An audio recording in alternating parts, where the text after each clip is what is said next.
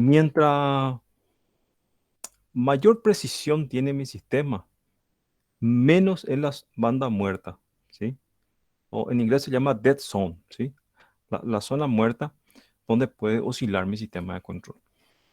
Ok, entonces, nuestro sistema de control, que nosotros los ingenieros de potencia estamos estudiando acá, tiene que sensibilizar cuando sale de esta zona que es más o menos 2%. Eso es una perturbación para nosotros, ¿sí? Y estamos hablando específicamente de la frecuencia que vamos a estudiar nosotros ahora. Cuando la frecuencia sale de la zona muerta, entonces interpretamos, ok, hay una perturbación.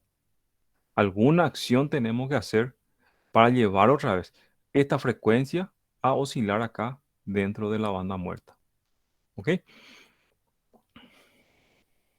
Bueno, vamos a ir acá. Acá no está hablando. El título se trata, un generador de una central eléctrica puede funcionar de tres formas. ¿Sí? Tres formas que puede funcionar una central y que se hace el análisis de estudio. Forma número uno, que está aquí. Dice, de forma aislada de otros generadores, alimenta una carga o un conjunto de ellas. Esta forma se denomina funcionamiento en isla. Eh, Funcionamiento aislado también se le llama. Acá está hablando de un ejemplo específico, ¿sí? Yo tengo un generador, un solo generador, como dice acá. Está acá la barra, está nuestro trafo de subida. Tenemos acá nuestra línea de transmisión, el trafo de la subestación de distribución. Y aquí tenemos nuestra carga, ¿sí? Esto sería un sistema aislado. Una sola unidad generadora alimentando a una carga o grupo de carga específica, ¿sí? Eso sería entonces el, la forma número uno que puede funcionar mi central generadora, ¿sí? Un generador alimentando una carga específica, ¿sí? Número uno. Ok, opción 2 o forma número 2, conectado a un pequeño grupo de generadores que trabajan en paralelo y que alimentan una red eléctrica. En este caso, el generador produce una cantidad significativa de la potencia total del conjunto, por lo que la variación de energía mecánica que recibe o la variación de la cicatriz afectan a toda la red, pudiendo variar significativamente la tensión y la frecuencia. Bueno, vamos acá a ejemplificar cómo sería. Estamos hablando ahora de grupo de generadores en paralelo, ¿verdad? Entonces, yo tengo acá mi barra de generación. Voy a poner que tengo aquí la unidad generadora número uno. Está la barra de generación. Abajo voy a poner la unidad generadora número 2. Y abajo la unidad generadora número 3. Tres unidades generadoras aquí, ¿ok? Están alimentando. Tenemos nuestro mismo sistema acá. Vamos a tratar de hacer así.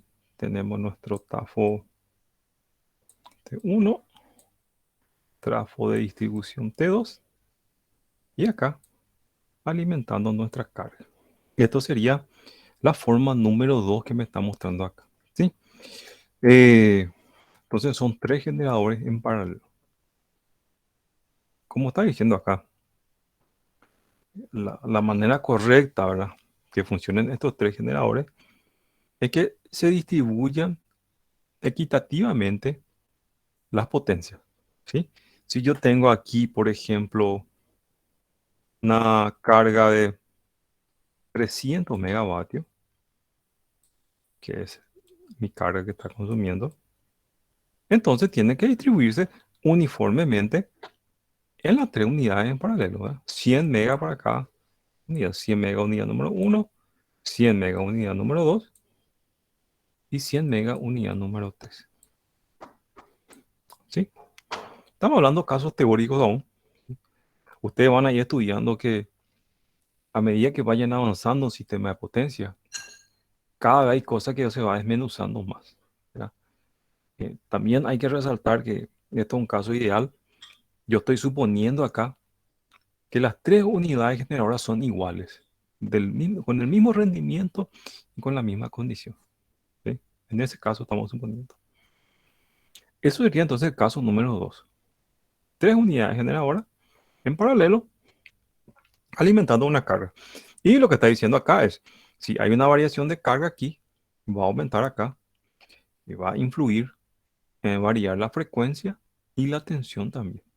Eso es lo que me está diciendo acá en esta parte número 2. Bien. Parte número 3.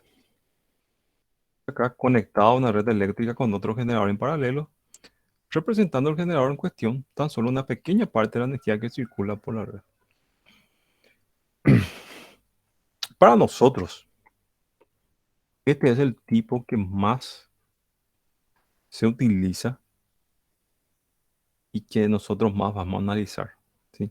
Acá estamos hablando de, y voy a simplificar acá. Supongan que estoy representando acá un sistema de potencia SP. Dentro acá están todas las líneas de transmisión, están las barras de las subestaciones, todo está aquí. Entonces, voy a tener acá una central generadora número 1. Vamos a seguir nuestro ejemplo, que va a ser una central térmica. Ya, bueno, un hotel le voy a llamar. Este sistema también tiene otra central eléctrica que le voy a representar por una máquina equivalente que está conectado al sistema de potencia. Le voy a llamar central generadora número 2. Voy a representar con la letra H, que es una central hidroeléctrica. ¿Ok? Después acá voy a ponerle una central de pequeño porte también, conectado acá al sistema. Número 3, voy a representar con la letra E. Voy a decir que en grupos centrales eólicos. Todo el sistema de potencia está siendo alimentado por estas tres centrales. Entonces, lo que me está mostrando acá, lo que me dice es que están conectados a la misma red eléctrica. ¿Qué implica eso? Que si hay una perturbación acá en el sistema de potencia, todas las centrales van a sentir esa misma perturbación. ¿Sí? Nosotros vamos a estudiar que si hay una variación de potencia de demanda acá. Esa variación de potencia de demanda influye en las tres centrales. ¿Sí? Los tres sistemas de control de la central 1, de la central 2 y de la central 3 van a tomar acción cuando existe una variación de demanda del sistema. ¿Ok? La forma número 3, que es la que nosotros estamos mostrando acá, es la forma más difícil de estudiar, porque el sistema es muy amplio, hay muchas ecuaciones, muchos números para resolver. Es lo que típicamente se hace cuando ya es muy compleja la cuestión. Se adopta el modelo 1, que es el modelo isla, para poder analizar la respuesta. Y eso después, una vez que se estudia, se le acopla al sistema o a la forma número 3, como dice acá, para poder estudiar. ¿Se acuerdan que nosotros dijimos, mientras más grande es nuestro sistema, más líneas de transmisión, más subestaciones, más transformadores, más unidades generadoras, es siempre más difícil? ¿Ok? Bien, esas son entonces las tres formas que puede operar un generador y que nosotros entonces vamos a estar utilizando. Bien, y aquí empezamos con los conceptos, ¿verdad? El equilibrio entre la demanda y la generación. ¿Ok? ¿Se acuerdan que nosotros vimos que la demanda es variable? Eso nosotros vimos en la clase pasada. ¿Sí? La demanda es variable, la demanda no es constante. ¿Ok? Eso quiere decir entonces que a lo largo del día, siempre nuestro sistema de control va a estar actuando, ¿verdad? Nosotros dijimos que tiene algo más o menos así, ¿verdad? tiene el pico. Esto era el tiempo en horas. Le vamos a poner acá. Y la demanda le vamos a poner acá en kilowatt. Kilowatt. Eh, tenemos que saber entonces lo siguiente. Si la demanda está variando acá y está aumentando, ¿sí? En un cierto horario, fíjense acá que en un cierto horario es la demanda máxima, que le llamamos con la letra de M, que es el pico de demanda. Entonces el ingeniero de sistema de potencia tiene que prever eso. Tiene que saber más o menos que para esta hora que está acá, todas las unidades generadoras tienen que estar disponibles para poder cubrir la demanda, ¿sí? Tenemos poca demanda acá por la mañana y a medida que vamos entrando a partir de las 7, las 8 de la mañana va aumentando hasta que llega el horario pico. Fíjense el concepto que nosotros estamos viendo acá. La potencia activa tiene una relación directa con la frecuencia. El cuadro que nosotros estamos viendo acá es potencia activa, kilowatt. Si varía la potencia en kilowatt, varía la frecuencia. Ok. Considerando que nuestro sistema es totalmente dinámico, no es constante, fíjense ustedes que lo que los ingenieros en sistema de potencia hacen, ellos ya tienen una predicción de un día antes sobre el comportamiento de la demanda, ¿sí? Entonces, hoy, por ejemplo, es martes. Yo ya tengo que ir preparando, tener ya una predicción en mano de cómo va a ser la demanda de los días miércoles. Y entonces yo tengo que programar mis unidades generadoras que estén listos de acuerdo a la demanda del otro día. Tenemos aquí entonces un cuadro ejemplificando la frecuencia del sistema. En el ejemplo que estamos viendo acá, es un sistema de 60 Hz, ¿sí? Frecuencia fundamental 60 Hz. Cuando existe un equilibrio entre la carga que está aquí y mi sistema de generación que está acá, si están equilibrados, entonces la frecuencia está en 60 Hz. Cualquier desequilibrio que exista entre carga y generación o demanda y generación va a variar entonces los valores de la frecuencia. ¿Ok? Eso es lo que está tratando de decir acá. Entonces, un indicador en mi sistema del balance de energía activa entre generación y demanda es la frecuencia. Acá tenemos algunos comentarios con relación a la demanda que nosotros estuvimos analizando acá. Varía en cada instante sin informarlo, ¿sí? O sea, la demanda va a ir variando, ¿verdad? Nadie me va a decir que va a variar tantos kilowatts a tantas horas, ¿verdad? Él varía de modo aleatorio, ¿verdad? Yo tengo una predicción, sí, pero no necesariamente siempre es igual, ¿verdad? Por eso tengo que estar preparado. La energía eléctrica no se acumula, también nosotros vimos, tenemos que generar en el instante, ¿verdad? Cuando hay una demanda máxima, ahí tenemos que generar, no podemos acumular la energía eléctrica, que es lo que me está diciendo acá, debe ser atendida de forma inmediata. No se ubica directamente en los centros de producción, ¿sí? Que dice acá, transporte, electricidad y combustible. ¿Ok? Acá me está diciendo que normalmente la carga, ¿verdad? O la demanda está retirado de las centrales generadoras, ¿verdad? Esto con relación a la demanda, entonces. Con relación a la oferta, ya está hablando acá de generación esta parte, varía de acuerdo con los cambios de la demanda. Eh, ustedes pueden ver que en los mercados abiertos de Europa, donde se venden paquetes de energía de gran porte, mientras vos compres paquete más grande de energía, es más barato el precio, ¿sí? Eso se aprecia mucho allá porque es un mercado abierto, ¿verdad?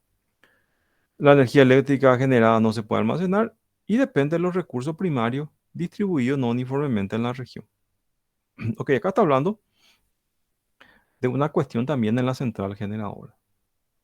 En Paraguay no tenemos ese problema porque tenemos tres centrales hidroeléctricas, ¿sí? Así que el recurso primario es el agua. Entonces tenemos agua y en mucha cantidad, ¿sí? ¿Se acuerdan que yo le había mostrado en una de las clases que hay regiones de centrales hidroeléctricas que hay en cierta época del año donde no hay agua, ¿sí? Termina el agua y para la central hidroeléctrica y tienen que poner una central de emergencia para poder cubrir eso que está ahí, ¿ok? Por ejemplo, en las centrales térmicas se necesita del carbón o caliza, usan algunas, y muchas veces, no necesariamente, existe una minería al lado de la central térmica, ¿sí? Normalmente las minerías están alejadas, ¿ok? Entonces, ahí requiere de una logística también, ¿verdad?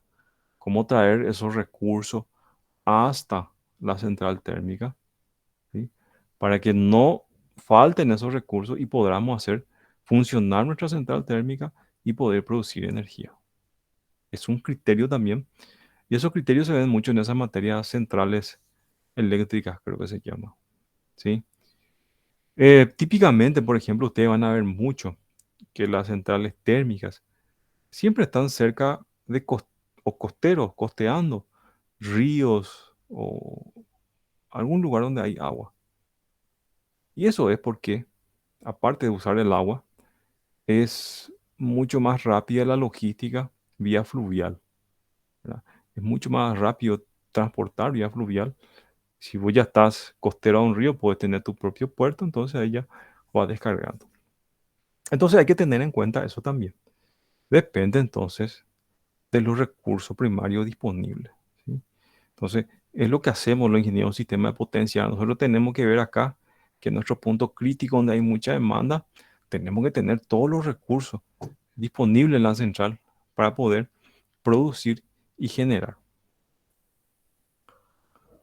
Bueno, acá habla justamente del equilibrio entre demanda y generación, que es lo que nosotros estamos hablando. Y vamos a marcar aquí algunos conceptos. Acá, en la primera parte nos dice en un sistema eléctrico, el equilibrio entre la regeneración y la demanda influye directamente sobre la frecuencia del mismo, ¿sí? Ese es el concepto base que nosotros estamos estudiando acá, ¿sí? Equilibrio entre demanda y generación tiene un efecto directo sobre la frecuencia del sistema. Dice acá que durante el régimen permanente, y el régimen permanente quiere decir que está equilibrado demanda y generación, ¿sí? Todos los generadores están alimentando a todos los usuarios en ese momento. Eso es régimen permanente. Todos los generadores síncronos funcionan en sincronismo, ¿sí? Los generadores que están por la red están en sincronismo. Por lo tanto, mientras este perdure, el par acelerante aplicado a la turbina sobre cada generador síncrono es igual al par electromagnético que tiende a frenar la máquina de la pérdida ocasionada. Bien, aquí vamos a volver a este concepto que está acá, que nosotros ya vimos. El par acelerante es esta T que está aquí, ¿sí? El par mecánico T sub M es el par mecánico de nuestro motor primario, ¿verdad? Que sería acá una turbina a vapor. Tenemos entonces después T sub E, es el par aquí eléctrico, como ustedes están viendo acá. Y T sub D es nada más que el coeficiente de amortiguamiento. ¿Se acuerdan que nosotros dijimos la clase pasada? Este que está acá, este coeficiente de amortiguamiento, solamente actúa o tiene protagonismo cuando hay una variación de demanda o hay alguna perturbación en el sistema, ¿sí? En condiciones normales, entonces es cero ese, ¿sí? El coeficiente de amortiguamiento. ¿Se acuerdan que yo le mostré el devanado amortiguador la clase pasada? Entonces, siguiendo lo que nosotros estamos acá razonando, la primera parte que está aquí, dice que este par acelerante, que este, que va a ser el par mecánico menos el par eléctrico, ¿sí? Y vamos a obviar T sub D porque vamos a hablar de condición nominal de operación, régimen permanente, como dice acá. Régimen permanente, dice. Dice acá que en el régimen permanente este par acelerante aquí se hace cero. Entonces tenemos un equilibrio donde el par mecánico o el torque mecánico es igual al torque eléctrico, ¿sí? Eso es lo que me está definiendo aquí en esta parte que nosotros estamos mirando acá. Bien, dice acá, es por esto que resulta necesario el uso de control que regule la potencia mecánica en la turbina que acciona a los generadores para evitar una variación de frecuencia con la variación de demanda. ¿Ok? Entonces, con este parámetro que está acá, yo voy a jugar el par mecánico, ¿sí? El par mecánico yo puedo controlar, ¿sí? Y eso lo hago con los reguladores de velocidad. Yo le puedo dar mayor par mecánico o menor par mecánico. Ya depende de la apertura, ya sea de una válvula a vapor o una apertura del distribuidor. ¿Ok?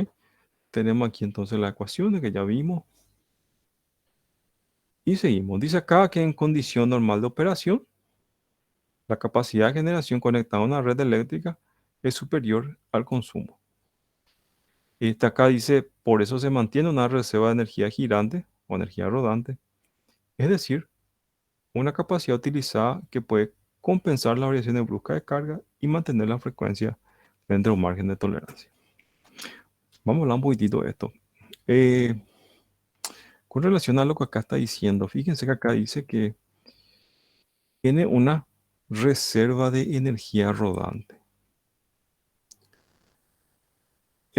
Cuando yo soy el generador y soy generación y tengo una variación de demanda, ¿sí? Como recién diseñamos aquí y vimos la curva de la demanda. Mi sistema de control tiene que responder rápido, ¿sí?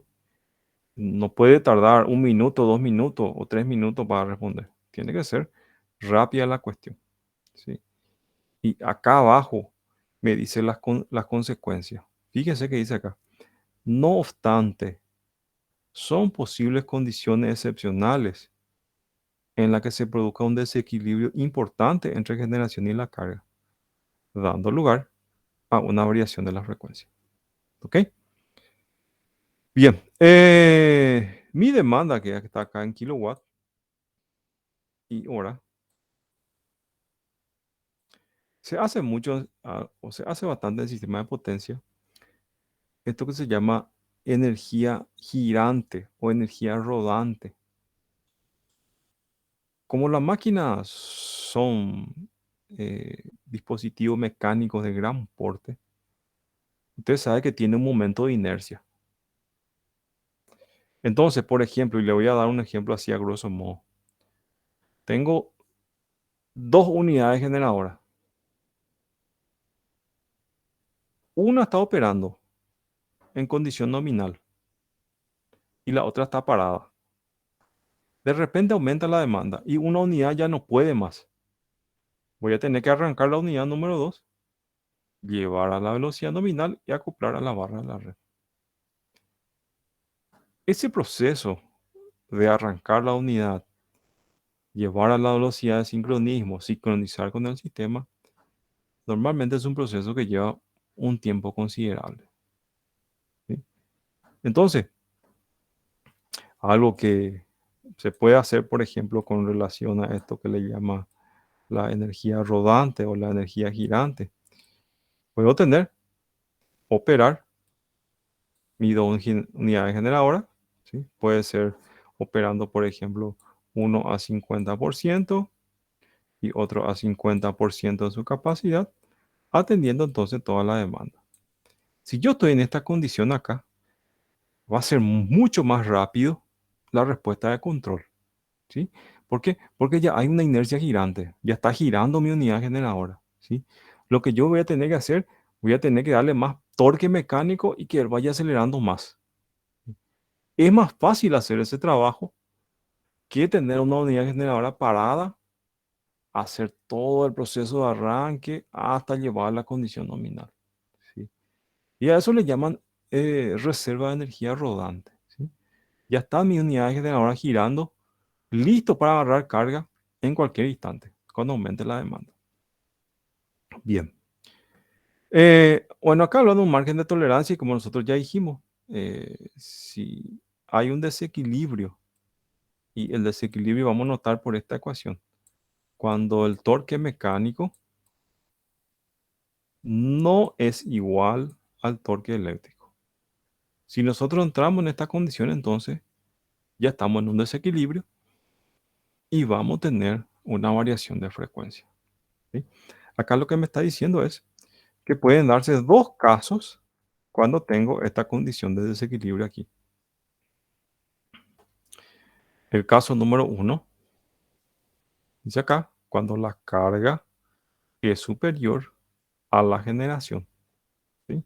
Entonces acá me está diciendo que la potencia de la demanda, ¿sí?, es superior a la potencia que están inyectando mi unidad de generadora. De ese caso me está hablando acá. Bien, acá me dice, en este caso la frecuencia disminuye, ¿sí? Y es importante fijar este concepto. Si la potencia de demanda es mayor que la potencia generada, hay una caída de frecuencia. Y vamos a marcar esto que está acá, ¿sí? Disminuye la frecuencia. Esa caída de velocidad, ¿cuánto por ciento va a caer la velocidad nominal? Va a depender de la reserva de energía rodante y de la constante de inercia del conjunto de los generadores conectados a la red, ¿sí? Bien, la reserva de energía rodante, ¿sí? Si la unidad generadora está girando y tiene capacidad de tomar mucha carga todavía, eso sería la energía cinética que está almacenada ahí, que puedo utilizar. La condición número 2 es la que nosotros vimos también en la clase pasada, se le llamaba con la letra H, ¿sí? H era la constante de inercia y era la energía cinética, que voy a poner acá con la letra S, la energía cinética, la unidad generadora, dividido acá, entonces la potencia P, N, potencia nominal de la unidad generadora, ¿sí? Esta constante H que está acá, que es la constante de inercia, me indica si el comportamiento es rápido o lento con relación a la variación de velocidad de mi unidad generadora. Bien, vimos acá entonces la condición de cuánto por ciento va a caer la velocidad. Ya sabemos entonces que cuando la demanda es mayor que la generación, hay una caída de frecuencia, ¿sí? Dice acá, en tales condiciones, si la disminución de la frecuencia se sitúa por encima del margen de tolerancia y los sistemas de regulación no son capaces de responder en forma suficientemente rápida para detener la caída, puede llegar a producirse un colapso en el sistema, ¿sí? Este concepto es muy importante.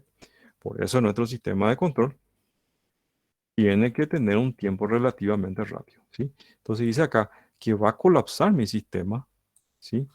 Si mi sistema de regulación no puede responder en forma rápida, ¿sí? Va a entrar en un colapso. Bien, cuando eso pasa, cuando estamos en esa condición, eh, hubo un aumento de carga, ¿verdad? Por ejemplo, aumentó la demanda. Acá dice que aumentó la demanda, disminuye la frecuencia. Empieza a desacelerarse mi unidad generadora, mi máquina motriz, empieza a girar más despacio, ¿sí?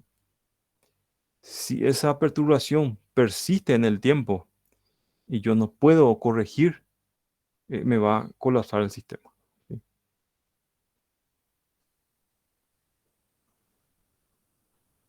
Ok, bien.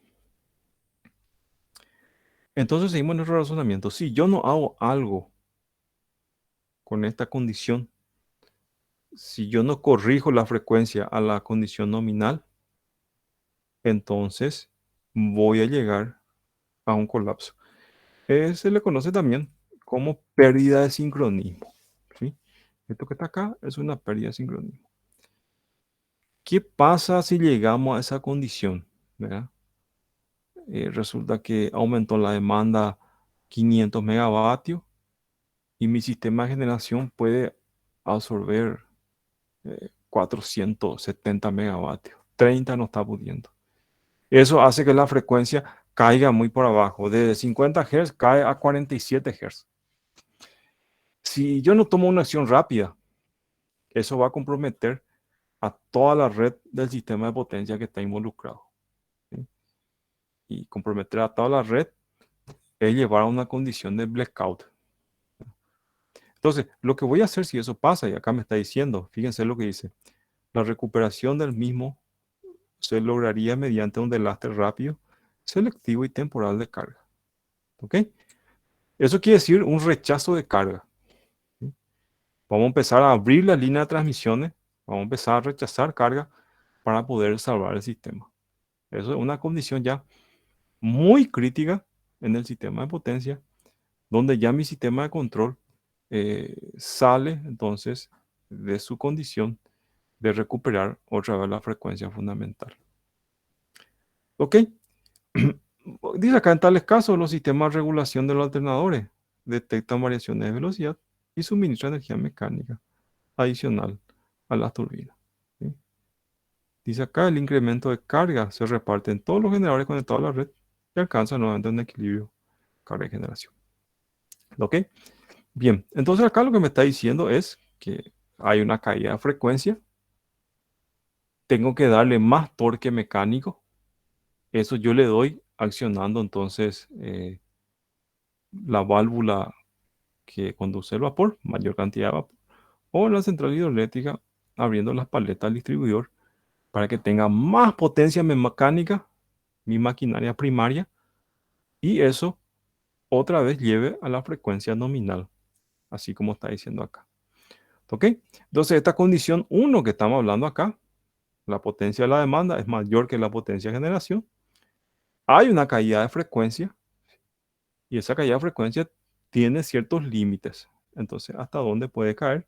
¿Y durante cuánto tiempo podemos soportar esa caída de frecuencia? Ok, la otra condición es cuando la carga es superior a la generación. También este es otro caso. Y en este caso, entonces, la potencia de demanda, que es la potencia D, y la potencia de generación, ¿sí? Entonces aquí sería entonces cuando la potencia de generación es mayor que la potencia de demanda. ¿Cómo puede pasar esto? Un ejemplo. Tengo aquí mi disyuntor. Voy a colocar acá una línea de transmisión en paralelo.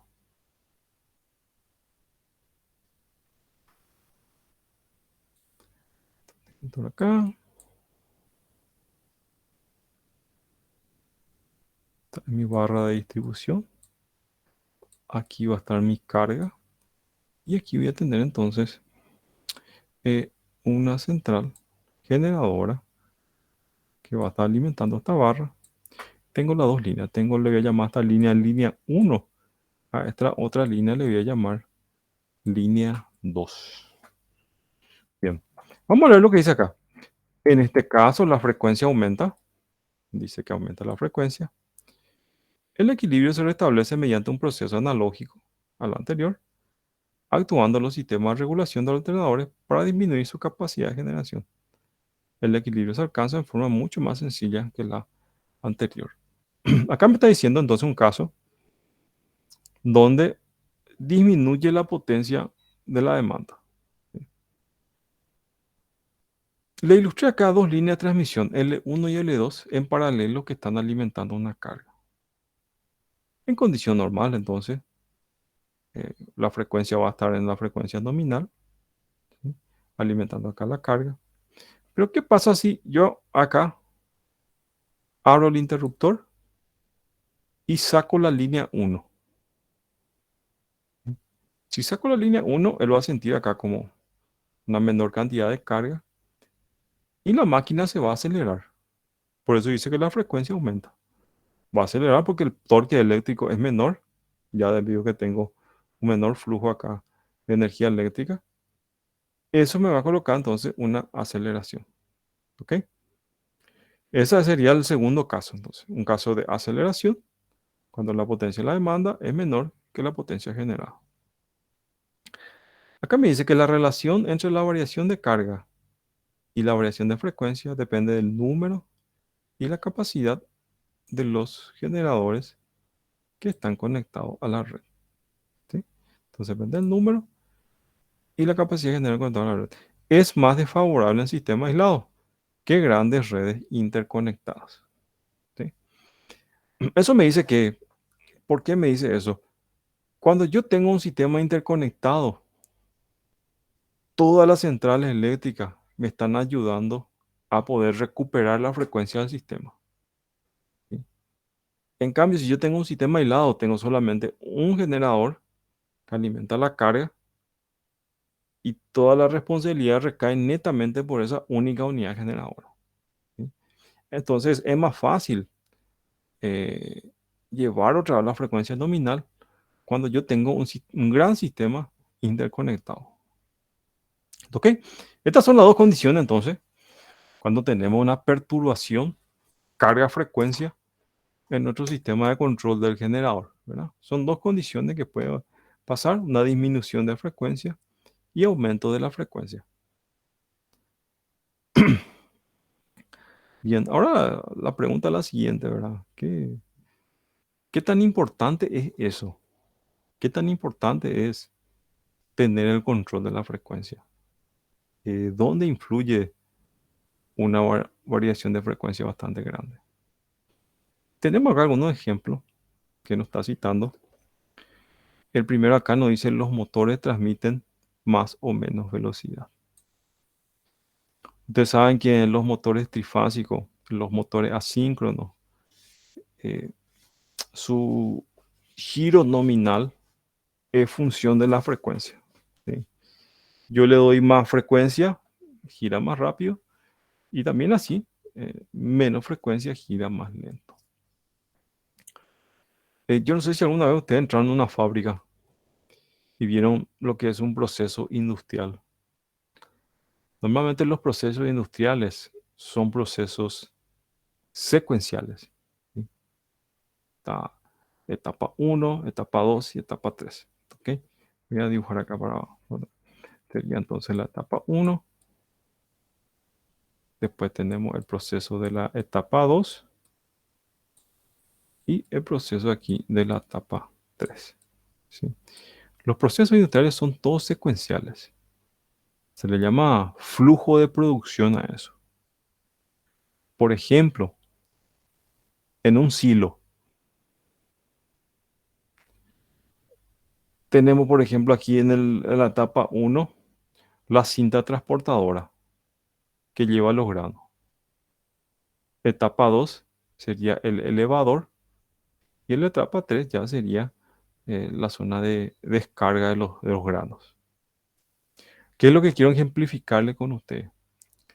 El accionamiento de las cintas transportadoras son motores eléctricos. El accionamiento de la etapa 2 del elevador es motor eléctrico. Y así también el 3. Entonces, toda esta secuencia que ustedes están viendo acá, que primeramente es mecánica, ¿verdad? Porque hay que calcular la velocidad de la cinta transportadora que va a echar en el elevador, la velocidad que va a subir el elevador con los granos. Ahora, ¿se imaginan ustedes que eso fue calculado, fue proyectado a la frecuencia de 50 Hz? Si yo le cambio la frecuencia, eso va a tener una influencia en la velocidad nominal de los motores eléctricos.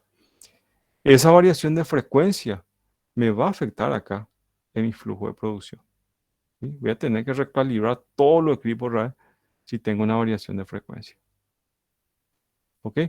Entonces, en el ambiente industrial es muy importante tener una tolerancia mínima de la frecuencia, ¿sí? Si no, me da muchos problemas eh, en mi proceso industrial. Y gran parte de los procesos son todos secuenciales, ¿sí? Entonces es muy importante para eso que la frecuencia esté dentro de sus valores entonces nominales. Muy bien. El ejemplo 2 nos dice acá, los relojes eléctricos sincronizados con la red se atrasan o adelantan. ¿Ok? Está hablando acá de reloj eléctrico, puede ser, por ejemplo, no sé si ya dieron esta materia, bueno, control digital, circuitos lógicos se llamaban de la materia, donde se estudian los flip-flops. ¿Sí? Estamos dando esa hora, profe. Excelente. Y los flip-flop, el- la referencia, normalmente son la frecuencia de la red, ¿sí? Para poder hacer esos clocks que le llaman, ¿verdad? Entonces depende mucho de la frecuencia de la red para que tenga una buena referencia, para que el control digital después siga de manera precisa, ¿verdad? Entonces, si ustedes tienen, por ejemplo, una red alternada donde la frecuencia está disminuyendo, después está aumentando, entonces evidentemente eso va a influir en la frecuencia de los flip-flops, como está aquí. Ítem número 3 habla de los filtros de armónico sufren un efecto distorsionador. ¿Vieron ya electrónica lo que son los filtros pasa baja y pasa alta? Eh, con relación a los filtros de los armónicos, ¿sí? Normalmente son filtros pasa alta, ¿sí? Eliminan las otras corrientes de alta frecuencia. ¿Ok? Eh, están proyectados para trabajar a la frecuencia nominal. Si yo le cambio ese rango de operación de frecuencia a los filtros, entonces la frecuencia fundamental, la que fue proyectada para filtrar, eso me da un problema en su operación del filtro. ¿Sí? Como dice acá, sufre un efecto distorsionador. ¿Ok? Acá es lo que yo le comenté también con relación a los equipos electrónicos, ¿sí? Que utilizan de referencia la tensión alternada, ¿sí? Para los clocks, entonces van a alterar también mi circuito de control electrónico. ¿Ok? Bien, este último es muy interesante y esto se visualiza en la central generadora cuando no trabajan a frecuencia nominal. Fíjense lo que dice acá. Las turbinas de las centrales eléctricas se encuentran sometidas a fuertes vibraciones que suponen un severo esfuerzo de fatiga. ¿Sí? Hay vibración en la máquina cuando no está trabajando a la frecuencia nominal. Esa vibración tiene consecuencias especialmente mecánicas, ¿sí? Mayor fatiga, como dice acá, mayor desgaste de pieza, cuando no está trabajando entonces a la frecuencia nominal, ¿sí? Son máquinas, especialmente las hidráulicas, proyectadas para trabajar a la velocidad nominal, ¿sí? Cuando estoy fuera de la velocidad nominal, produce vibración y en algunos casos tenemos el problema también de cavitación, ¿verdad? Que es algo bastante lógico.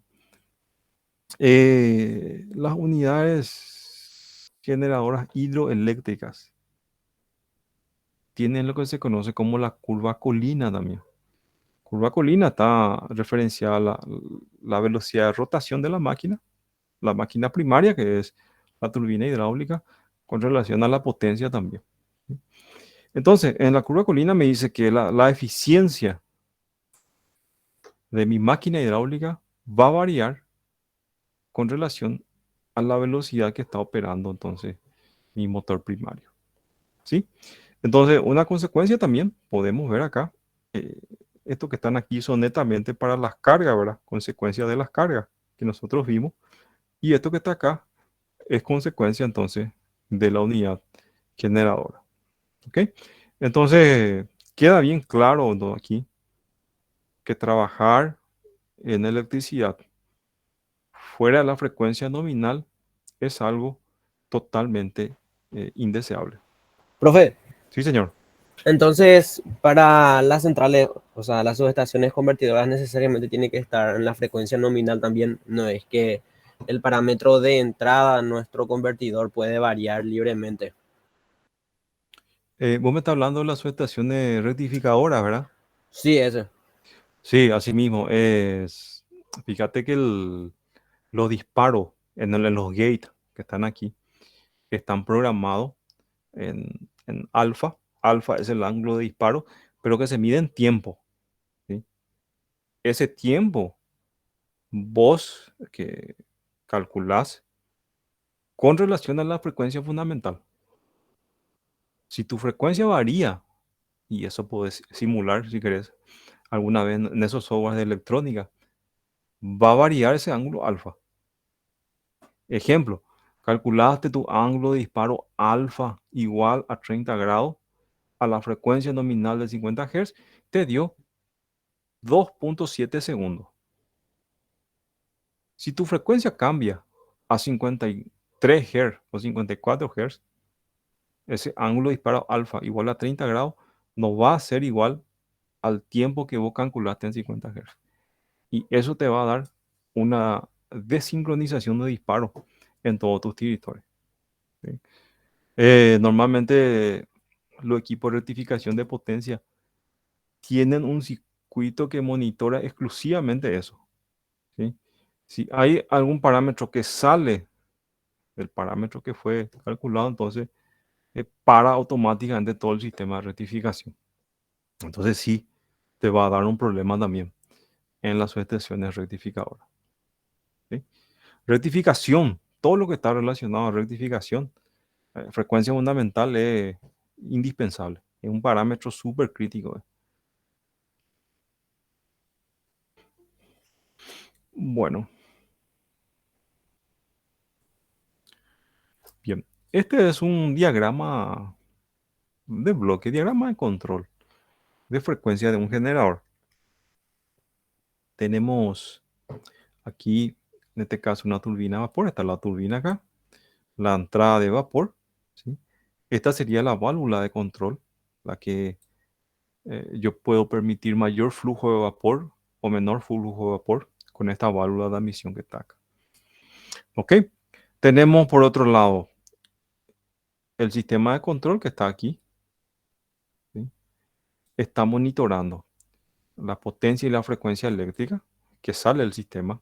Este es nuestro generador síncrono. Esto que está acá ya va a la red o a la carga, ¿sí? Estoy monitorando entonces acá la potencia y la frecuencia. Aquí tengo mi sistema de control, la potencia y frecuencia de referencia, ¿sí? La potencia que tiene que mantener aquí en la red, la frecuencia también. Tenemos entonces acá la turbina, está acoplado al generador síncrono. Esto sería acá la frecuencia mecánica, la frecuencia con que está girando acá, ¿sí? La frecuencia mecánica es igual a la frecuencia eléctrica aquí que se está generando. Tiene una influencia directa, ¿sí? Esto sería nuestro generador.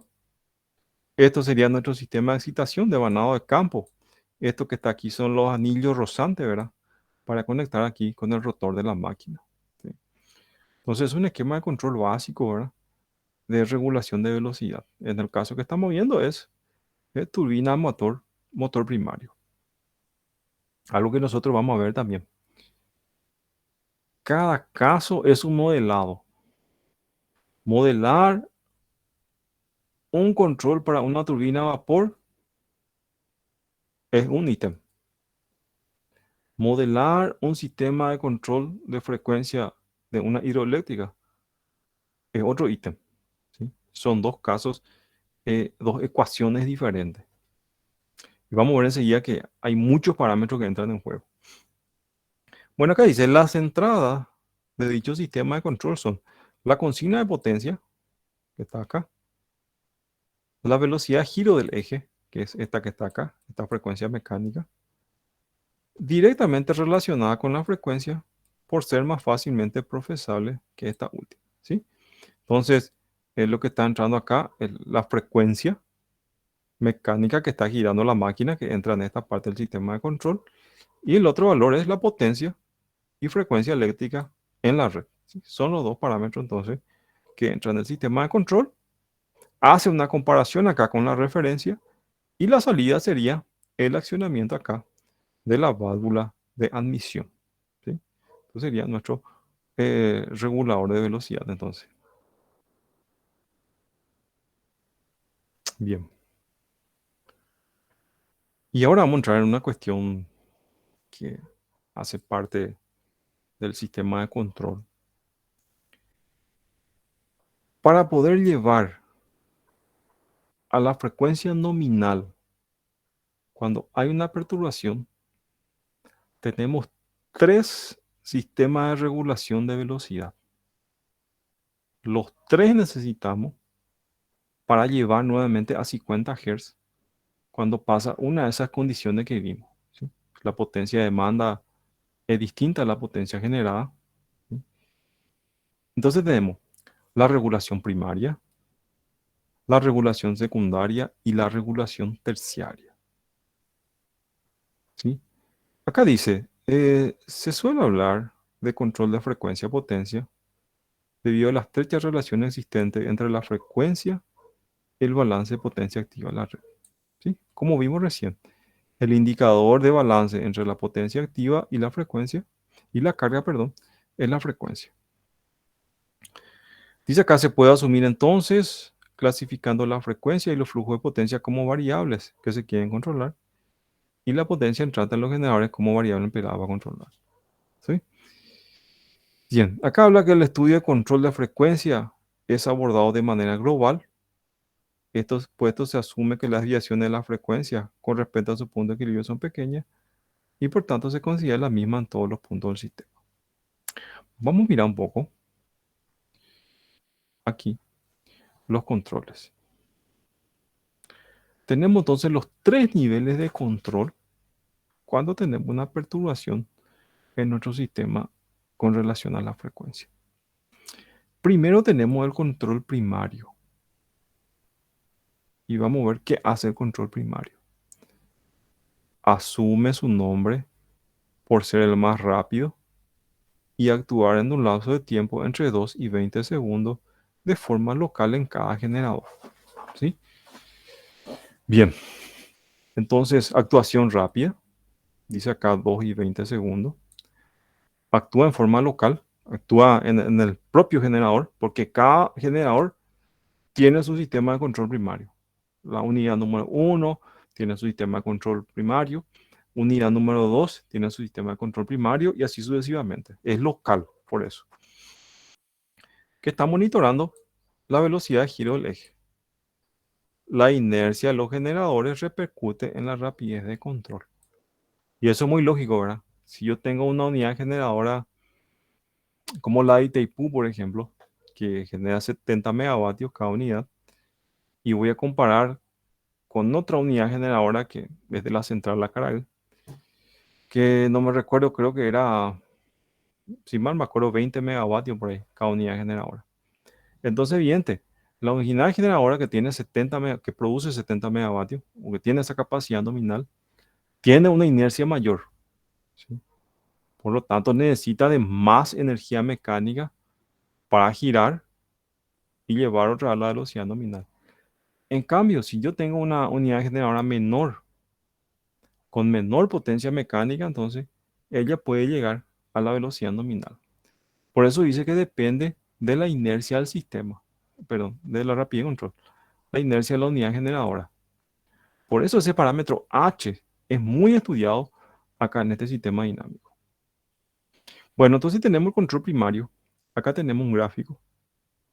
Este gráfico tenemos acá la caída de frecuencia. Fíjense que acá estaba la condición nominal, estaba aquí, hasta que tuvo una caída de frecuencia acá, ¿sí? Tuvo una caída de frecuencia, que es la desviación que está acá.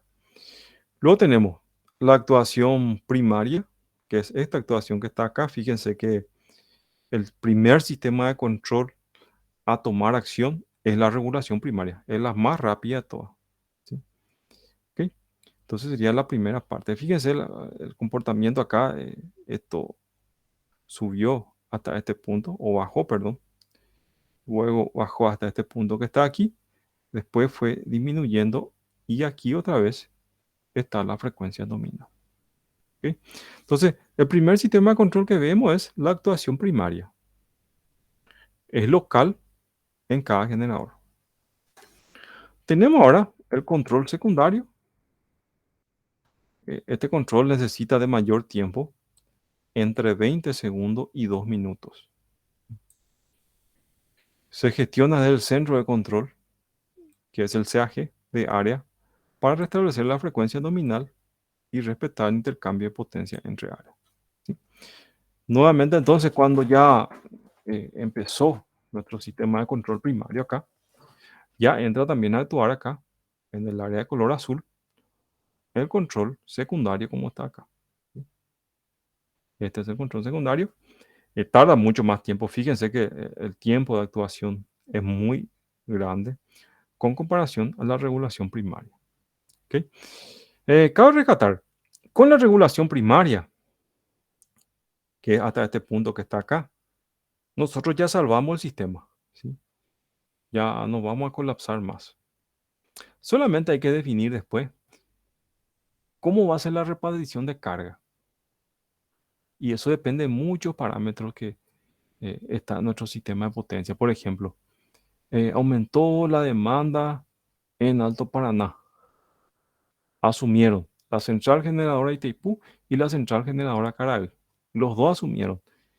Hubo una caída de frecuencia, los dos asumieron en ciertas partes y regresaron otra vez a un equilibrio de demanda y generación acá.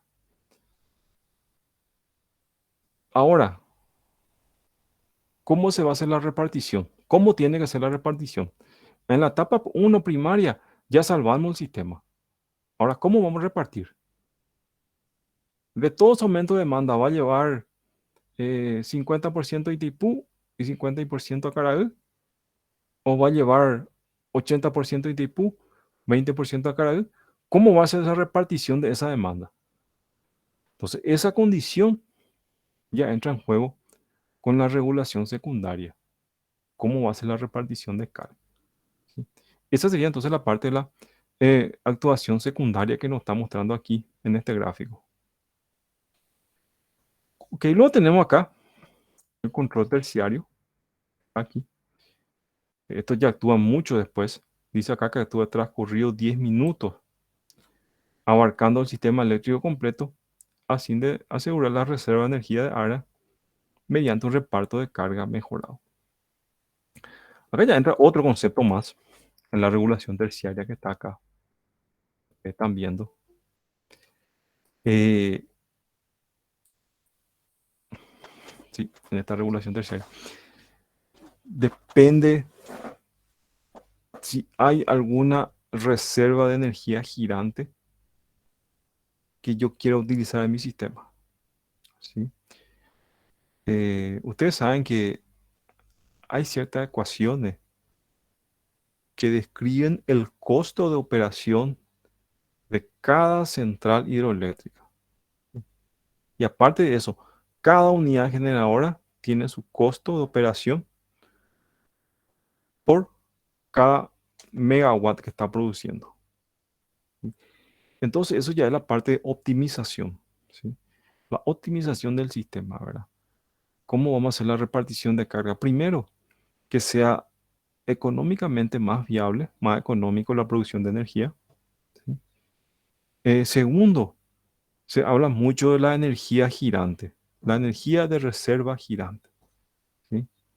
Ustedes saben que despacho de carga tiene que programarla para la demanda.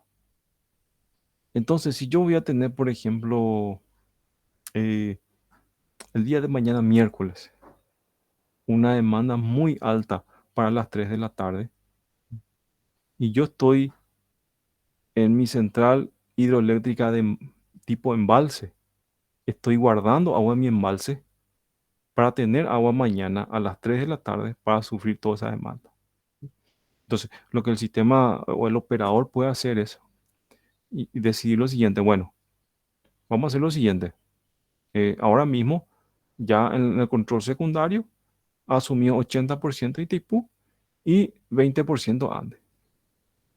Pero nosotros mañana tenemos una grande demanda y queremos cubrir eso. Entonces vamos a tirarle toda la carga a la central de la Ande y vamos a guardar esa agua en nuestro embalse para que mañana a las 3 de la tarde, cuando hay un pico de demanda muy grande, tengamos agua para poder suplir toda nuestra demanda. ¿Sí? Eso sería ya la parte de planificación y optimización del sistema de potencia. Eso sería la regulación terciario. ¿Ok?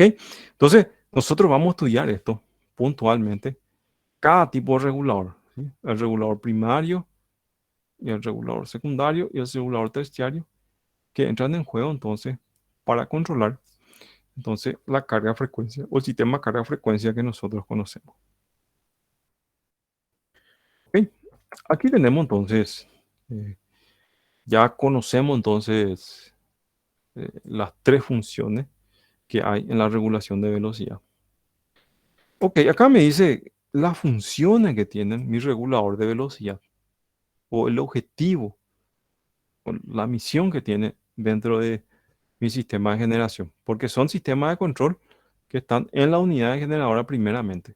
La regulación primaria es local de cada generador. Bien, vamos a ver algunas funciones que está acá. El primero me dice efectuar el control de velocidad y potencia activa de forma estable.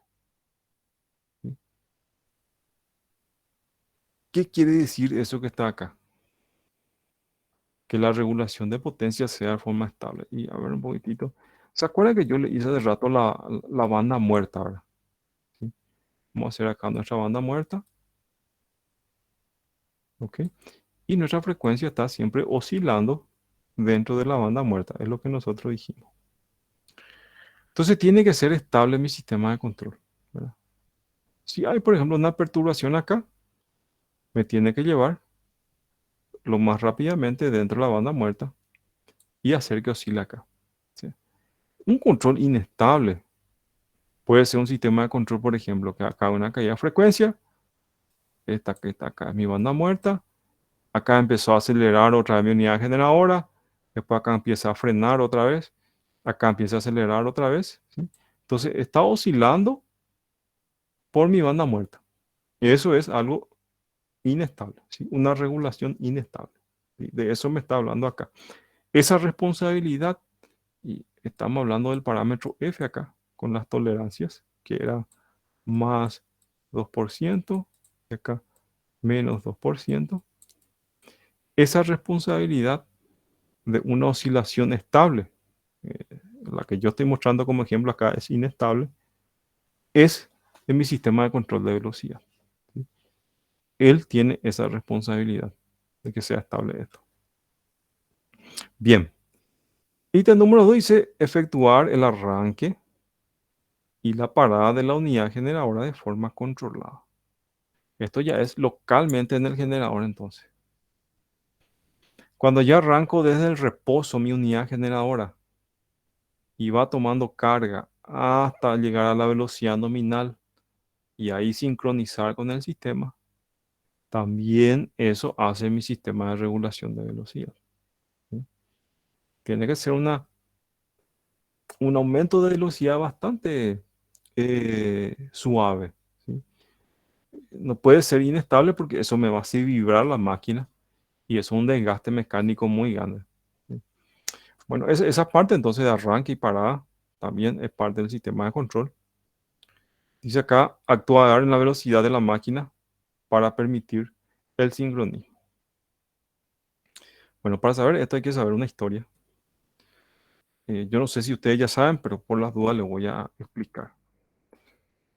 Y de eso está hablando aquí el 2 y el 3. Si yo tengo una unidad parada, ¿verdad? Acá voy a poner la unidad generadora, le voy a llamar número 1. Y la unidad número 2, que está aquí, entró en mantenimiento. Está parada la unidad número 2. Etapa 1, que va a ser el regulador de velocidad, va a tener que aumentar de 0, que está parado, hasta llevarle a la frecuencia nominal de 50 Hz.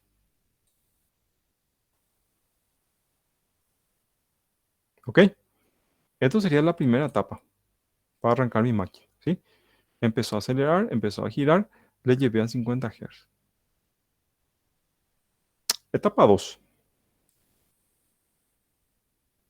Sincronización. Tengo que sincronizarme a la onda fundamental que está en mi barra de generación, ¿sí? Y lo que le quiero decir es lo siguiente. Si esta es mi onda de tensión, voy a poner tensión B sub G, le voy a poner la tensión acá en la barra de generación, que es una tensión sinusoidal. No puede haber desfasaje eléctrico entre la tensión que está generando acá, mi unidad generadora número 2, y la tensión B sub G de la barra de generación. ¿Ok? Vamos a suponer entonces el caso, para que se entienda un poco mejor. Voy a graficar acá, que mi unidad generadora número 2 también está produciendo, pero tiene un desfasaje. Lo voy a llamar acá B sub 2. Tiene un desfasaje con relación a la barra de generación. Nunca, o nunca, y nunca se puede cerrar el interruptor si estamos en esta condición de desfasaje. Existe un equipo que es el responsable de llevar acá, ¿sí? Es un sincronizador o sincronoscopio, de llevar esta B2, tensión B2, que está desfasada, a sincronizar acá con la onda de la tensión B sub G, ¿sí? Ese equipo de control está relacionado también con el regulador de velocidad. Entonces, en la etapa 2 es la etapa de sincronización. ¿Sí? Sincronización.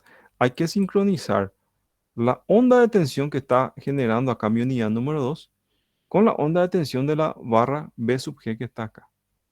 Una vez que están sincronizados, ahí cerramos el interruptor y ponemos en marcha y puede tomar carga nuestra unidad generadora. ¿Sí? Eso también está relacionado, entonces dice acá, con nuestro sistema de regulador de velocidad. Es lo que me está diciendo acá. ¿Sí? Actuar la velocidad de la máquina para permitir el sincronismo. ¿Sí? Por esta razón que está acá, y ustedes seguro ya habrán dado esto, es que nunca un generador electrógeno puede conectar directamente a la regla antes, ¿verdad? ¿Por qué? Porque van a estar desfasados. Y un desfasaje de 180 grados es como un cortocircuito y eso te colapsa todo el sistema. ¿Ok? Bien, acá nos dice el otro número 4, control de paradas de la unidad generadora en los rechazos de carga. Rechazo de carga es cuando perdemos una carga muy grande y la máquina empieza a acelerar mucho más de la frecuencia nominal. Entonces la unidad generadora tiene que controlar esa parada. ¿Sí? 5, responder a las órdenes de control principal. 6, proteger a la unidad generadora con relación a la sobrevelocidad. Eh, el motor primario y también la unidad generador tiene una velocidad límite. ¿Sí? Y estamos hablando ya en condiciones extremas ahora. Hubo un rechazo de carga. Por ejemplo, si saltó el disyuntor acá, en esta parte, quitó la unidad generadora va a empezar a acelerar. Va a empezar a acelerar, acelerar. Y existe una velocidad nominal máxima que él puede soportar para acelerar. Pasando esa velocidad nominal máxima, ya está entrando en juego la estructura mecánica del generador. ¿Sí? Entonces en ITPU por ejemplo, existe un sistema hidráulico que es un frenado que frena totalmente la unidad generadora y le lleva otra vez al reposo, ¿verdad? Eso es proteger la unidad generadora con relación a la sobrevelocidad. ¿Sí? Tiene que dar el comando entonces de dar una parada en caso de tenga sobrevelocidad. El 7. Suplir al sistema de control principal con información acerca de su funcionamiento. Hoy en día ustedes saben que todos los sistemas de control ya son SCADA. Entonces, el sistema de regulación de velocidad, y estamos hablando ya de control digital, estamos hablando ahora, en este instante, tiene que darle la información al sistema SCADA digital, ¿verdad? Es una información digital. Acá le voy a poner mi regulación de velocidad. con relación a la frecuencia F que está generando mi unidad generadora, ¿sí? Esto se le llama comúnmente como interfase, ¿verdad? Tiene que hacer el interfase entre mi sistema de regulación local de mi generador y el sistema de escala general de la central hidroeléctrica o la central eléctrica, ¿verdad? Tiene que tener también esa capacidad, así como está diciendo acá. ¿Ok? Otro dice acá, efectuar autodiagnóstico y generar acciones de control para protección de la unidad generadora. ¿Sí? Esto, sistema de regulación de velocidad, y le voy a mostrar al terminar el curso un ejemplo de esto que está acá. Aparte de la función de regular velocidad, tienen sistema de protecciones también de la unidad generadora. ¿Sí? Uno, por ejemplo, es el sobregiro. ¿Sí? Después tiene otras funciones de protección. Entonces, es un plus. ¿Sí? Aparte de regular la frecuencia de la unidad generadora, también tiene un poco de sistema de protección. ¿Sí? El 9 dice conservar la energía de reserva necesaria. Esa es la energía girante, la energía cinética que yo le estuve hablando, que es una energía girante para que la máquina pueda tomar carga entonces en caso que haya un aumento de demanda. Esto que está acá, el número 10, está hablando del CAG, que sería ya el control secundario, respetar los compromisos de intercambio de energía con áreas vecinas. ¿Sí? Si hay algún contrato entonces de un área con otra área para venderle potencia, entonces él tiene que tomar el control también de eso. Bueno, algunas funciones básicamente estuvimos comentando acá, de lo que tiene como objetivo eh, el regulador de velocidad. Esas funciones que están aquí. Son varias funciones, ¿sí? Mientras más aumenta la tecnología, más nos digitalizamos, más funciones tiene esto que está aquí. Bien, aquí vemos una central hidroeléctrica. Esta es la Itaipu, como ustedes están viendo aquí. Y me está comentando todo lo que está involucrado en la regulación de velocidad. Fíjense que el título dice, grandezas involucradas en la regulación de velocidad. ¿Cuáles son los parámetros en mi central acá hidroeléctrica que van a tener efecto en la regulación de velocidad? ¿Ok? El primer parámetro que está acá es la inercia del conjunto turbina-generador. ¿Sí? Entonces, la inercia que está acá completa del conjunto turbina-generador, ¿se acuerdan que nosotros dijimos que eso es H, ¿sí? ¿Sí? Que es la constante de inercia? Y ese es un parámetro entonces que influye en mi regulador de velocidad, sistema de regulación de velocidad. Tenemos después el tiempo de respuesta de los actuadores hidráulicos. ¿Sí? Esto también es interesante. Fíjense que el sistema de control, que es electrónico, le da una señal a los pistones hidráulicos para que se muevan y esos pistones hidráulicos mueven el distribuidor que está aquí. Y acá lo que me está comentando es cuánto tiempo tarda esos pistones hidráulicos para moverse y colocar la paleta en la posición que tiene que estar. ¿Sí? Por ejemplo, se frenó la máquina. La apertura del distribuidor está en 50%. Entonces el regulador de control de velocidad hace el cálculo y dice, tenemos que llevar a 53% de apertura para equilibrar demanda y generación. Se da el comando, recibe el sistema hidráulico. El sistema hidráulico mueve los pistones y eso tiene un delta T, tiene un tiempo. Y eso es lo que me está diciendo aquí con relación a la altura hidráulica. Otro parámetro, el parámetro número 3, es la inercia del agua en el conducto forzado, que es esta inercia que está aquí, del conducto forzado que está moviendo. ¿Ok? Eso depende de la cantidad del caudal o la masa de agua que tengamos aquí en la central hidroeléctrica por la tubería a presión. Luego me dice sobrepresión por sobre velocidad por sobrepresión en el conductor forzado en el rechazo de carga. ¿Sí? Cuando hay un rechazo de carga, la máquina gira a muy alta velocidad y la presión acá, en toda la tubería esta que está acá, aumenta muy notablemente. ¿Sí? Y otro dice las características del sistema eléctrico de potencia. ¿Ok? Entonces, para tener en cuenta un poquitito los parámetros que entran en juego con mi sistema de regulación de velocidad. Como yo le dije, los parámetros en una central térmica son distintos que los parámetros en una central hidroeléctrica. ¿Sí? Las variables son distintas.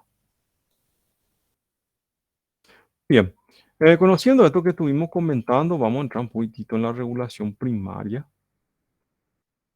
A ver un poquitito. ¿Hasta dónde es responsabilidad de la regulación primaria? ¿Sí? Eso es lo que queremos saber.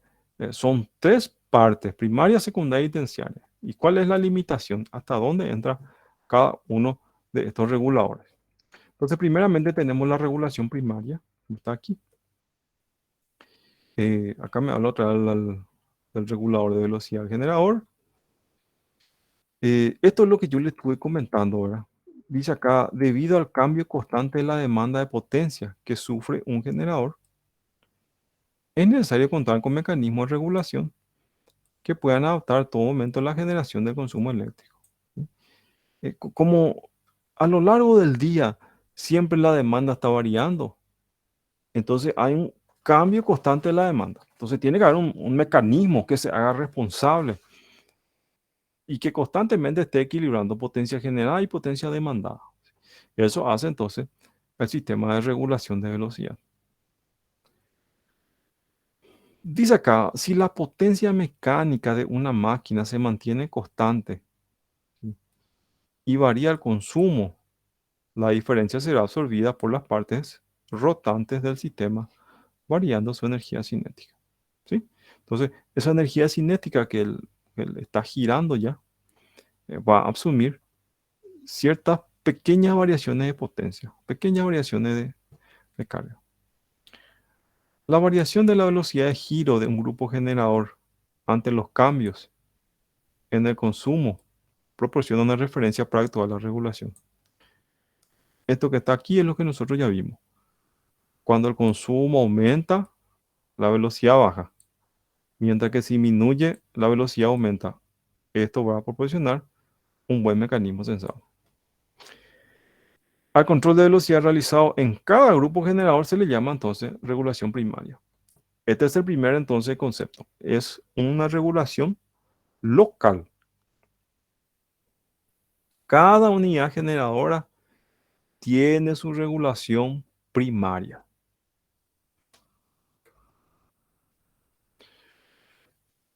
Bien, esto que está acá es cómo fueron evolucionando con la tecnología ahora. Los primeros reguladores primarios eran mecánicos, netamente mecánicos. ¿Sí? Vamos a ver que es un control por el péndulo de Watt, ¿verdad? Eran palancas y sistema hidráulico. La operación es normal, manual y se realiza localmente. ¿Sí? Fue la primera tecnología entonces de los reguladores de la velocidad. Eran netamente mecánicos. Después evolucionamos a lo electromecánico. ¿Sí? El control sigue siendo mecánico, pero con comando eléctrico. Y ese comando eléctrico se permite desde una sala de control. ¿Sí? Entonces también eran controles manuales, ¿sí? Que el operador tenía que estar haciendo entonces, pero ya es remoto. En una sala de control va haciendo esos comandos. Luego tenemos la electrónica analógica. ¿Sí? Dice el control electrónico, electroelectrónico mediante amplificadores operacionales. Y ustedes saben que los reguladores de velocidad de la ITIPU, los que todavía no recibieron la actuación tecnológica, son todavía con amplificadores operacionales. Es una electrónica analógica. Dice acá, las funciones del control se realizan mediante placas modulares. Los ajustes se realizan mediante interruptores y potenciómetros. La información se envía a través de bucle de corriente, aumenta el grado de automatización y control. ¿Sí? Entonces, estos eran eh, placas electrónicas analógicas. La lógica se realizada con amplificadores operacionales. Y toda la lógica es con amplificadores operacionales, ¿verdad? Son muy buenos y hasta hoy día están operando con mucha eficiencia. Bien, de esto analógico pasamos a la electrónica digital, que es la que hoy en día tenemos. En la electrónica digital ya el control lógico es por procesadores. Se tiene procesadores. Si vos tenés procesador, entonces evidentemente podés programar, podés meter algoritmos numéricos a un microcontrolador. ¿Sí? Los ajustes se realizan mediante parámetros digitales y pueden ser adaptativos. ¿Sí? Otra ventaja también del digital electrónico es que ya viene adaptado para conectar en red. ¿Sí? En esto que está acá en la electrónica analógica que ustedes están viendo, se usa transductores. ¿Sí? Transductores que eh, tratan de llevar una señal, ¿verdad? Que puede ser una corriente, por ejemplo, de 4 a 20 miliamperes, una señal, al sistema remoto, para poder traducir eso a un sistema digital, ¿verdad? Es como se está haciendo ahora, ya que el sistema de escala es digital y los reguladores de velocidad son electrónicos. Ya en cambio, estos digital electrónicos ya vienen predeterminados para conectarse en red con los sistemas de escala. Acá dice, los reguladores se comunican con el control supervisor de forma digital e incorpora otras funciones como sincronismo y oscilografía. ¿Sí? Abre la posibilidad de comunicación muy remota, dependiendo del tamaño de la instalación. El controlador puede tener funciones extendidas, pudiendo ajustar velocidad, voltaje, automatización, ensamblado, redundancia, lo que aumenta la disponibilidad de unidades generadoras. ¿Sí? Lo bueno de esto que está acá es que, aparte de ser un control, regulación de velocidad, puede tener otras cuestiones, como ya es prácticamente una PC. Puede tener oscilógrafo, como está acá, para poder visualizar cómo oscila la, la velocidad de las unidades generadoras. Puede ser una oscilación cuando hubo un rechazo de carga, por ejemplo. Yo puedo ver acá exactamente cómo se comportó. Bien, entonces, la tendencia actual es ir a la electrónica digital, ¿verdad? Eso es lo que van a, o lo que quieren con este programa de actualización tecnológica de la ITIPU, cambiar todo lo electrónico analógico a lo electrónico digital. ¿Ok? Entonces, un histórico, más o menos, de cómo fue avanzando entonces los reguladores de velocidad a través de la historia.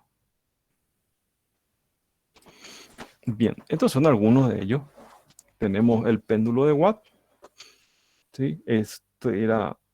Fue diseñado por James Watt en el siglo XVI, XVII, XVIII, en el siglo XVIII. ¿Ok? Es netamente mecánico, son dos bolas acá, que cuando esto empieza a girar por fuerza centrífuga se va levantando esto que está aquí.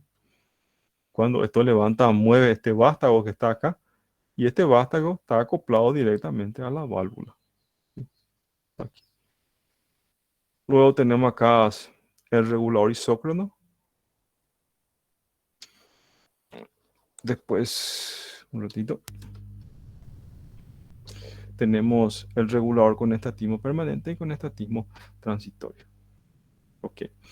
Esto ya vamos a ver en la próxima clase, porque tenemos que entrar en más conceptos todavía para poder entender estos tres reguladores de velocidad. Eh, la figura estamos viendo son netamente mecánicos. Los tres son mecánicos. Hoy por hoy, todos estos elementos mecánicos ya pasaron totalmente a la electrónica. ¿Sí?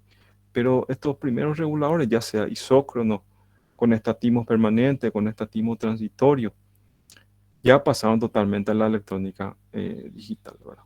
Entonces se tiene un control mucho más preciso, ¿sí? Una de las ventajas también de la electrónica digital es que la parametrización se puede hacer numéricamente a través de software.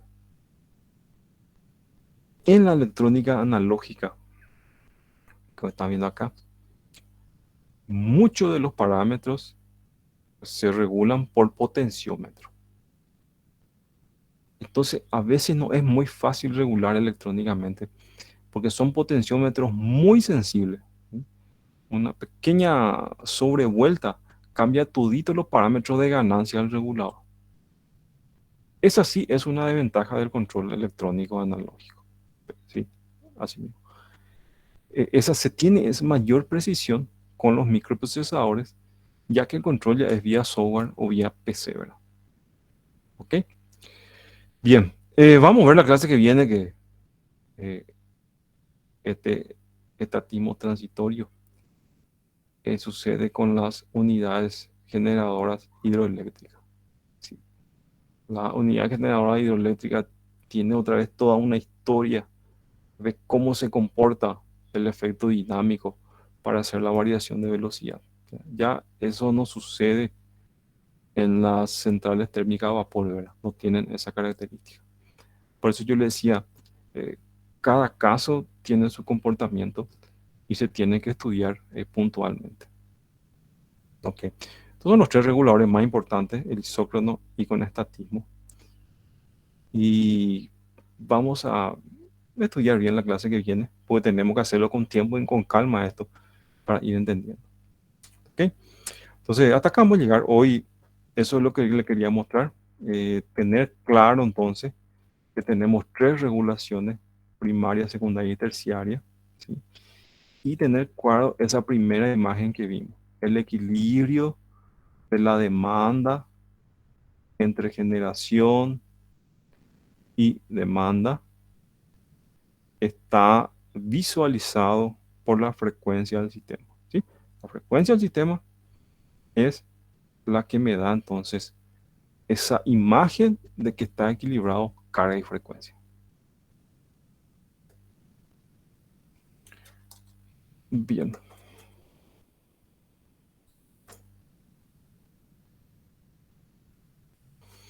bien. Vamos entonces a dividir, ¿verdad? Esta clase de regulación de frecuencia en dos partes, ¿verdad? Hoy dimos la primera parte y vamos a dar la segunda parte, entonces la clase que viene. ¿Ok? Si hay alguna duda, pueden hacerlo. Yo acá mientras voy a tomar la lista. Profe, Sí, señor. en el caso de las centrales de punta, nosotros siempre tenemos una reserva de energía girante o siempre está desconectado ese, ya sea una central térmica o una hidráulica. Sí, depende mucho de los criterios de operación, Fernando. Por ejemplo, aquí en Paraguay, básicamente la Acaraí es una central de punta que tiene con energía girante, ¿verdad? Está generando en el transcurso del día poca carga, tiene interconexión inclusive con algunos otros países, tenía hasta hace poco.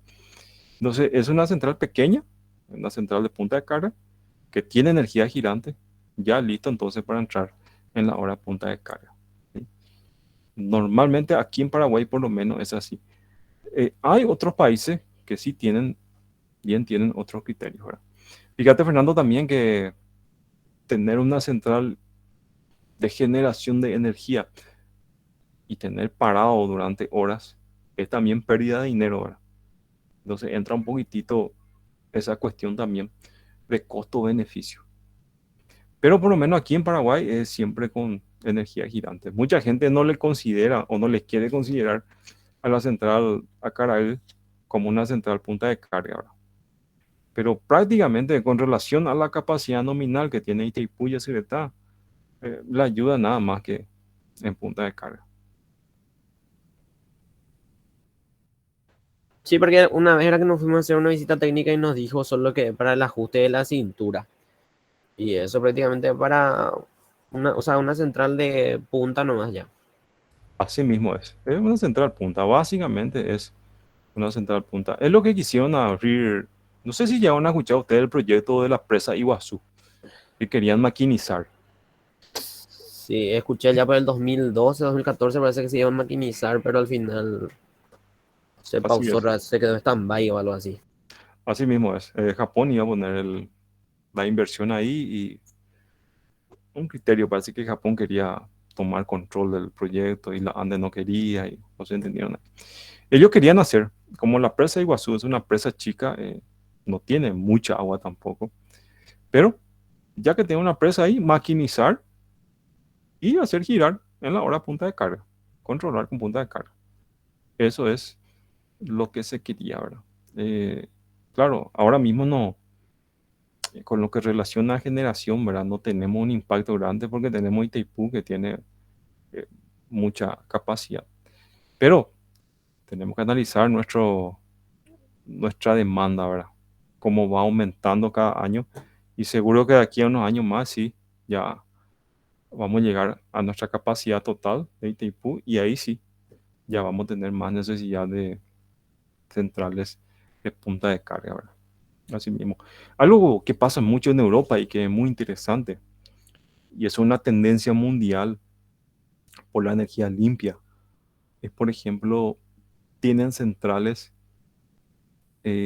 pequeño porte, por ejemplo, centrales eólicas, algunos tienen centrales de panel solar, que son productores independientes, pero cuando la red necesita energía, ellos le venden esa energía a la red.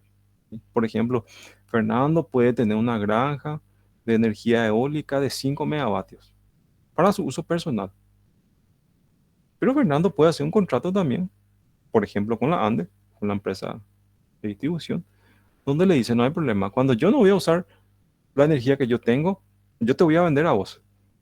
Entonces, normalmente compran esa energía de los productores independientes en la hora de mucha demanda, en la hora punta de carga. Esa interconexión se hace mucho ahora en el sistema europeo, ¿verdad? Como se apunta mucho a la energía verde, a la energía limpia, entonces eso es algo que está entrando muy vigente. Y es lo que le llaman los famosos smart grid, ¿verdad? Tener todo un sistema de potencia controlado donde todos los productores independientes puedan interconectarse. O sea, yo puedo ser un consumidor, pero también en algún momento puedo ser un vendedor de energía. Esa es más o menos la finalidad, porque ustedes saben que la tasa de demanda va aumentando cada año. Cada año hay más consumidores y los recursos de la naturaleza a veces son limitados, ¿verdad? No, hay demasiado, hay países que no tienen demasiados recursos, demasiada agua como para tener demasiado mucha central hidráulica. Entonces, entra también en vigencia eso que está ahí. ¿Tiene alguna otra pregunta?